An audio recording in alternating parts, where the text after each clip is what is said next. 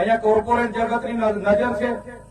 302 acre જમીન માલસામોટમાં housing સોસાયટીએ લીધી છે ભાઈ. એ એક પણ ઇંચ જમીન અમે આપીશું નહીં. એ સરકાર અહીંયા આર્મી મૂકે ને મૂકી લેજો, લડવા માટે તૈયાર છે અમે. અહીંયા બી તમારો પ્રોજેક્ટ લગાડો, રોજગારી આપો, અમને જરાય વાંધો નથી. પણ કાલે ઉઠીને જમીનો પર અતિક્રમણ થશે, અમારો ખેડી ખાનાર ખેડૂતની જમીન છીનવા છે, તો અમે જંગલ ખાતાને કે કોઈના બાપને અહીંયા ઉભું નહીં રહેવા દઈએ. તમારું જંગલ ખાતું 1927 માં આવ્યું છે. અમારા બાપ દાદાની આ જમીન છે.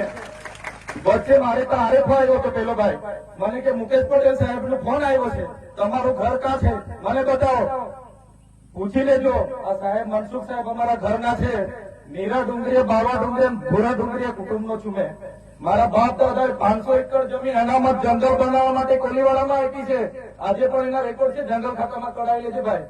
બરાબર છે ને? ચૈતર વસાવાના ઘરની એમને પટેલ સાહેબ ને બહુ પડેલી હોય ને તો ઘરે આવીને બતાવે સરકાર બી.